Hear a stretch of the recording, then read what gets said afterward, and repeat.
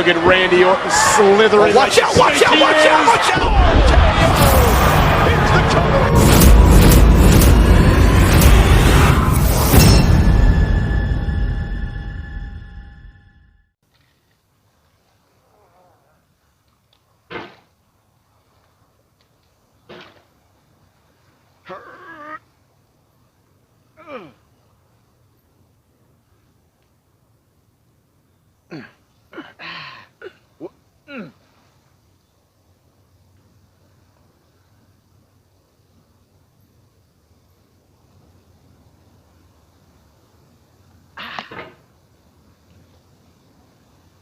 There's no feeling more intense than starting over.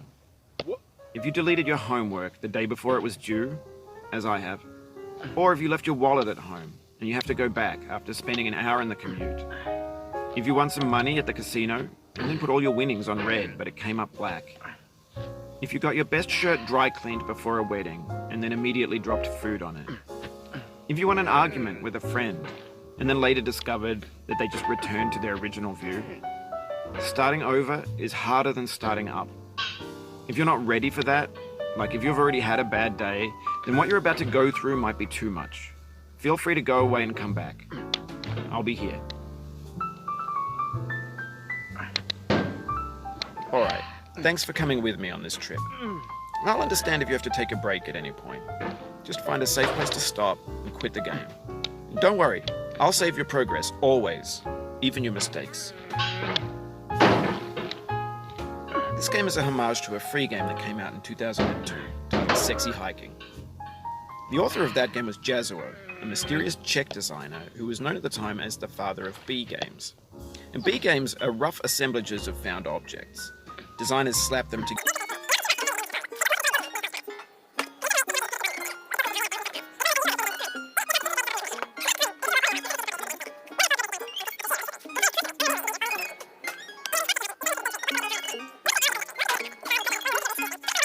2,000 years later. Of truth in that lack of compromise. Most obstacles in video game worlds are fake. You can be completely confident in your ability to get through them once you have the correct method or the correct equipment or just by spending enough time. In that sense, every pixelated obstacle in Sexy Hiking is real. The obstacles in Sexy Hiking are unyielding, and that makes the game uniquely frustrating. But I'm not sure R.K.O intended to make a frustrating game. The frustration is essential to the act of climbing, and it's authentic to the process of building a game of that climbing. The funny thing happened to me as I was building this map. I'd have an idea for a new obstacle, and I'd build it, test it, and it would usually turn out to be unreasonably hard. But I couldn't bring myself to make 5 minutes later. It easier. It already felt like my inability to get past a new obstacle was my fault as a player rather than as a builder. Imaginary mountains build themselves from our efforts to climb them, and it's our repeated attempts to reach the summit that turns those mountains into something real.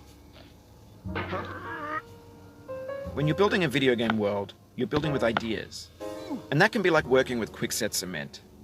You mold your ideas into a certain shape that can be played with, and in the process of playing with them, they begin to harden and set until they're immutable, like rock. And at that point, you can't change the world, not without breaking it into pieces and starting fresh with new ideas. For years now, people have been predicting that games would soon be made out of prefabricated objects, bought in a store and assembled into a world. For the most part, that hasn't happened, because the objects in the stores are trash. I don't mean they look bad or that they're badly made, although a lot of them are. I mean they're trash in the way that food becomes trash as soon as you put it in the sink. Things are made to be consumed and used in a certain context, and once the moment is gone, they transform into garbage. In the context of technology, those moments pass by in seconds.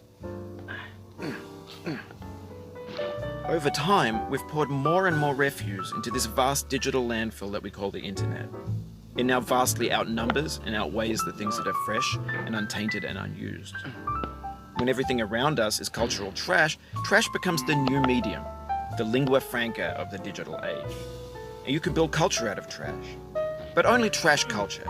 B games, B movies, B music, B philosophy. Maybe this is what digital culture is. A monstrous mountain of trash, the ash heap of creativity's fountain.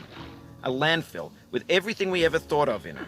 Grand, infinite, and unsorted.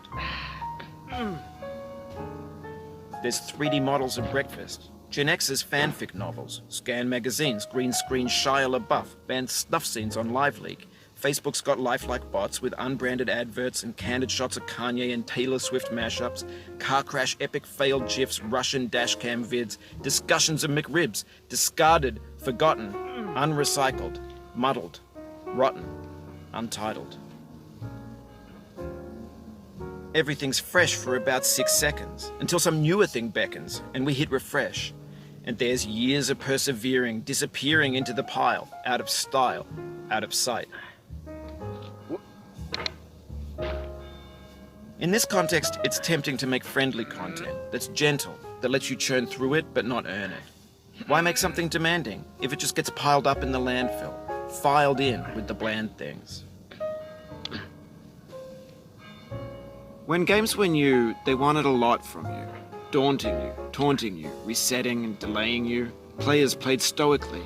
Now everyone's turned off by that. They want to burn through it quickly, a quick fix for the fickle. Some tricks for the clicks of the feckless. But that's not you, you're an acrobat. You could swallow a baseball bat. Now I know, most likely you're watching this on YouTube or Twitch, while some dude with 10 million views does it for you, like a baby bird being fed chewed up food. That's culture too. But on the off chance that you're playing this, what I'm saying is, trash is disposable, but maybe it doesn't have to be approachable. What's the feeling like? Are you stressed?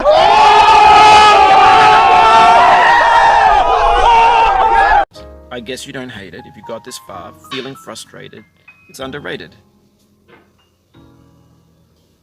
An orange is sweet, juicy fruit locked inside a bitter peel. That's not how I feel about a challenge. I only want the bitterness. It's coffee. It's grapefruit. It's licorice. It feels like we're closer now. Composer and climber, designer and user. You could have refused, but you didn't. There was something in you that was hidden, that chose to continue. It means a lot to me that you've come this far, endured this much. Every wisecrack, every insensitivity, every setback you've forgiven me is a kingly gift that you've given me.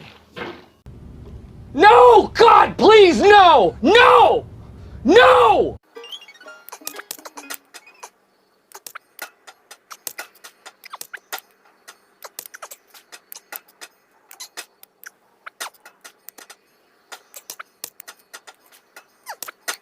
Two hours later.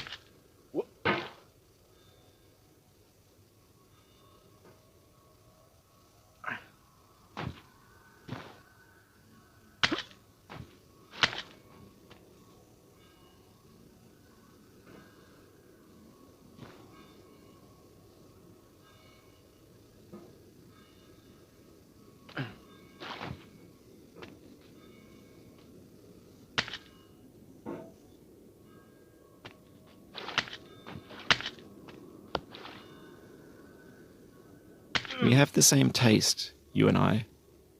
It's not ambition. It's ambition's opposite. An obdurate mission to taste defeat. You'll feel bad if you win, so I put this snake in for you.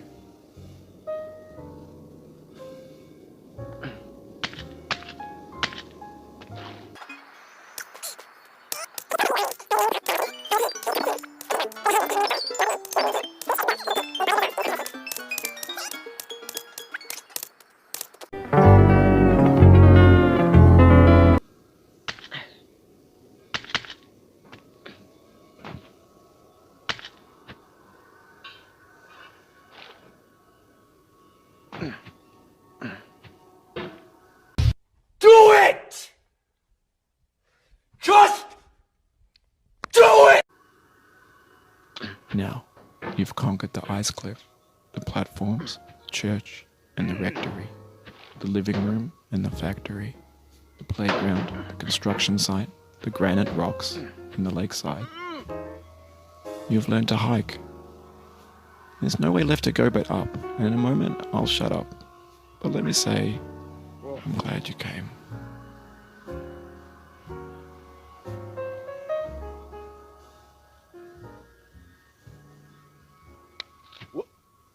I dedicate this game to you, the one who came this far. I give it to you with all my love.